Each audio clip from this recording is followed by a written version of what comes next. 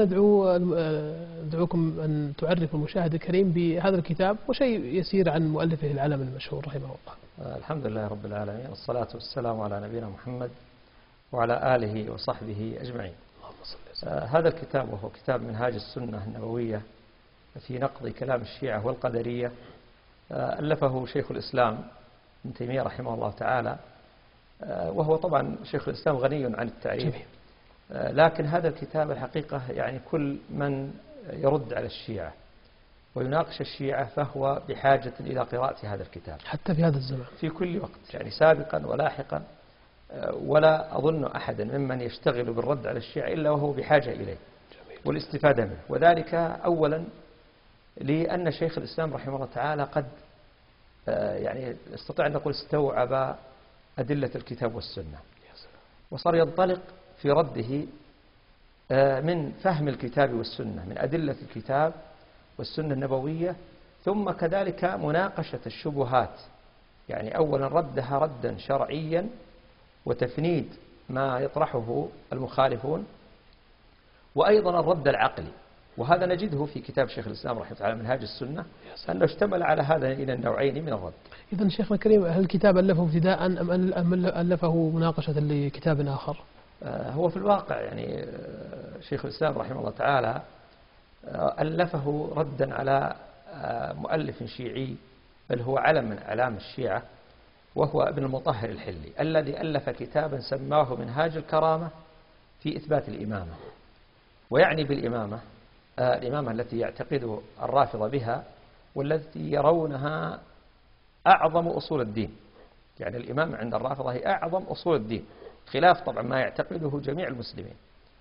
فجيء، وطبعا له أيضا قصة تأليف هذا الكتاب من قبل ابن المطهر، يعني له سبب أنه ألفه لأحد الملوك الذين يعني قل علمهم وقل فهمهم للدين، فلبس عليه ابن المطهر، وهو أيضا هذا الملك قد مال، وهو خدبندة أحد ملوك التتار، وهو كان من أهل السنة، يعني ينتسب لأهل السنة، لكنه تحول إلى مذهب الرفض بعد تأليف هذا الكتاب وبعد أن قرب إليه ابن المطهر. وقيل أن السبب في ذلك أنه طلق زوجته، فاستفتى أهل السنة علماء أهل السنة فأفتوه بأنها لا تحل له إلا بعد أن تتزوج زوجا غيره ثم يطلقها. فقيل يعني إنها يعني أو دل على ابن المطهر، فأفتاه بأنه لم يقع الطلاق لأنه حين طلق لم يكن هنالك شهود يشهدون على الطلاق، وأنه يشترط لصحة الطلاق أن يوجد شاهدا. فعندئذ قرب ابن المطهر وألف ابن المطهر هذا الكتاب منهاج الكرامة في إثبات الإمامة، والذي ذكر الإمامة وأهميتها، فجيء به إلى شيخ الإسلام رحمه الله تعالى وعرض عليه، وهو كتاب صغير يعني 90 صفحة تقريبا، فعرض على شيخ الإسلام رحمه الله تعالى وطلب منه أن يرد على هذا الكتاب الذي بسببه ترفض أحد الملوك. فعندئذ انتدب شيخ الإسلام رحمه الله تعالى للرد عليه، فألف هذا المؤلف العظيم وهو منهاج السنة، وضمن كتابه منهاج السنة كل ما ورد في كتاب منهاج الكرامة، فهو يورد العبارات ثم ينقضها ويرد عليها. قال الرافضي، نعم، فيقول قال الرافضي، وهو ما سماه في هذا الكتاب، لم يسميه باسمه، ولكنه يورد عبارات من كلامه ثم ينقض هذه العبارات ويبين بطلان يعني ما ذكره ابن المطهر. ممتاز. كتاب إذا كان كتاب ابن المطهر في الغالب أنه يتكلم عن الإمامة بشكل أكثر من غيرها، هل الرد الذي رده شيخ الإسلام منصبا فقط على مسألة الإمامة أو منصب على كل أصول الشيعة الاثني عشرية؟ هو رحمه الله تعالى يعني شيخ الإسلام طبعا الرافضي كعادة الرافضة، يعني وهو الحقيقة يعني تستطيع أن تقول كما قال الله عز وجل عن أشباهه تشابهت قلوبهم، يعني تجد طريقتهم متشابهة سواء المتقدمين منهم أو المتأخرين. فهو أورد شبهات وأورد كلاما ليس لأهل السنة. هو طبعا الرافضي يعني على عقيدة المعتزلة في صفات الله سبحانه وتعالى، على عقيدة المعتزلة، ولذلك يخالف أهل السنة ويخالف الأشاعرة، ولذلك لكنه طبعا انتصر لمذهب المعتزلة الذي ما كان عليه الرافضة. الرافضة لم يكونوا على مذهب المعتزلة، ويخالف المعتزلة والأشاعرة، يخالف الأشاعرة وأهل السنة والجماعة والشيعة المتقدمين، لأن الشيعة المتقدمين لم يعرف أنهم كانوا على مذهب المعتزلة أبدا إلا في القرن الرابع الهجري، في صفات الله عز وجل ما كانوا على مذهب المعتزلة، بل كان متقدم الشيعة من غلاة المثبتين للصفات، فهم يقولون بتشبيه الله بخلقه. التشبيه الذي نسبوه إلى ابن تيمية الشيعة طبعا هم نسبوا المتأخرون ونسبوا إلى أهل السنة، لكن وهذا طبعا شيء ثابت لا يستطيع الشيعة أن ينكروه، كتبهم تشهد عليهم بذلك، يعني كتب المتقدمين منهم تشهد عليهم بأنهم كانوا من غلاة المشبهة. بل تجد من تكلم بالفرق، يعني من العلماء من تكلم بالفرق، الفرق بين الفرق لعبد القاهر البغدادي، وكذلك مقالات الإسلاميين للأشعري والشهرستاني في الملل، وكذلك أيضا ابن حزم في الملل أيضا. إذا ذكر المشبهة والمجسمة ومن شبه الله بخلقه فيذكرون أول من تكلم بذلك في الإسلام هم الرافضة، وأئمة الرافضة من المتقدمين هشام بن الحكم الجواليقي، داود الجواربي، يونس القمي، كل هؤلاء وتعترف بذلك كتب الرافضة أيضا بأنهم كانوا من غلاة المشبهة. وبل يقول أيضا الحلي ويذكر عن أن القميين كلهم كانوا من المشبهة وأنهم كانوا مجسمة، وكتبهم مقولة الآن الموجودة والمطبوعة كلها تبين هذا الشيء، لكنهم تحولوا إلى مذهب المعتزلة فقالوا بإنكار الصفات وإنكار الرؤية وإنكار كلام الله سبحانه وتعالى، ولذلك خالفوا أهل السنة قاطبة، وخالفوا حتى الأشاعرة في بعض ما يتفقون معه به مع أهل السنة. فلذلك الرافضي أقول أولا انتصر لمذهب المعتزلة، ثم نسب كلاما للأشاعرة على أنه كلام لأهل السنة، وهو نفي الحكمة والتعليل. وأيضا قال بأنهم أهل السنة يقولون بالجبر. لكن عفوا يا شيخ، ويقول هذا باعتبار أن من خالف الشيعة هم السنة، سواء كانوا أشاعرة أو كانوا على مذهب الحديث. نعم هو ما سماه، ولكن قال أهل السنة. وطبعا نعرف بالاصطلاح العام أهل السنة يطلق على كل من لم يكن رافضيا، وبالاصطلاح الخاص يراد به أهل السنة والجماعة. فهو طبعا حين قال أولا قال بالجبر، لأن أهل السنة يقولون بالجبر، وأنهم ينكرون الحكمة والتعليل لله عز وجل لأفعال الله عز وجل، وأن الله سبحانه وتعالى يفعل غير الأصلح، وأنه قد يعذب المطيع وينعم العاصي.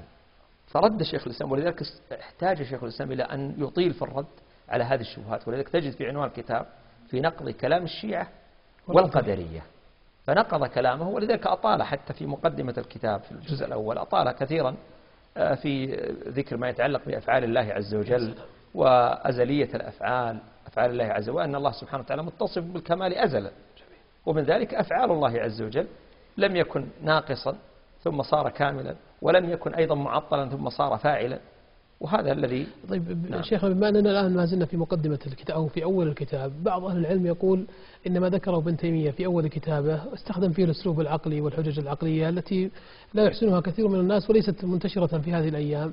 بعض أهل العلم يقترح ألا يقرأ طالب العلم هذه المقدمة أو هذه الجزء الأول من الكتاب، أن يبتعد عنه ثم يبدأ بعدين في مناقشة قول الرافضي في مسألة الإمامة والصحابة وما أشبه ذلك.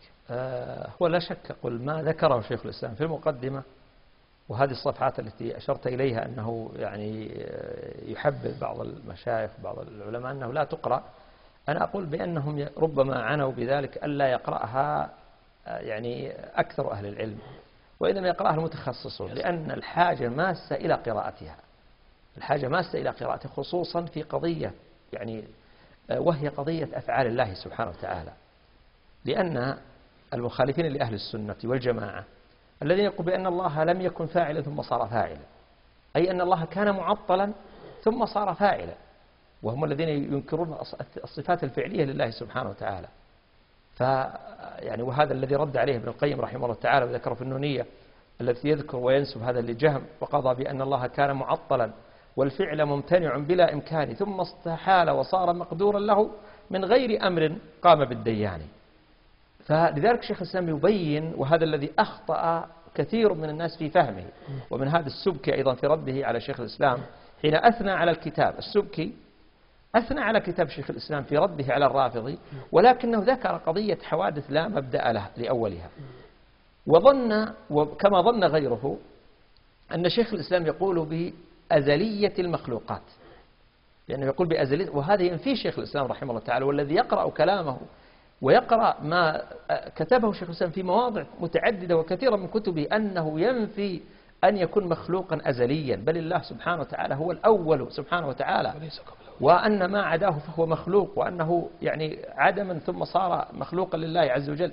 لكن شيخ الإسلام يريد أن الله كان كاملا في صفاته عز وجل، وأنه لم يكن معطلا، أنه لم يكن معطلا سبحانه وتعالى، ولذلك أفعاله أزلية سبحانه وتعالى. فرق بين الأفعال وبين المفعولات. إذا مهمة قراءتها للرد على الشيعة الآن وعلى فرق أخرى قد لا تكون من الشيعة. أنا أقول يا شيخ من خلال حقيقة يعني ممارسة، أرى أن الحاجة ماسة لمعرفة ما ذكره شيخ الإسلام رحمه الله تعالى، يعني من خلال حقيقة يعني محاورات وخلال كلام ما يقوله بعض المبتدعة من المعطلة، فأرى أن الحاجة ماسة لذلك. وأيضا له أسباب ما ذكره شيخ الإسلام، هو رد الحقيقة. لماذا قال الذين قالوا بأن الله كان معطلا ثم صار فاعلا؟ هم قالوا ذلك لماذا؟ لأنهم حتى يخالفوا الفلاسفة. الفلاسفة ماذا يقول؟ يقول بأن الله عز وجل أزلي وأفعاله أزلية ومفعولاته أزلية، وأن الله سبحانه وتعالى علة تامة تستلزم معلولها. ومعنى هذا أن المخلوقات أزلية مع الله عز وجل. فجاء هؤلاء المعتزلة والأشاعرة فقالوا لا، لو قلنا بقولهم لا قلنا بأزلية المخلوقات فنقول بأن الله صار فاعلا بعد أن لم يكن فاعلا.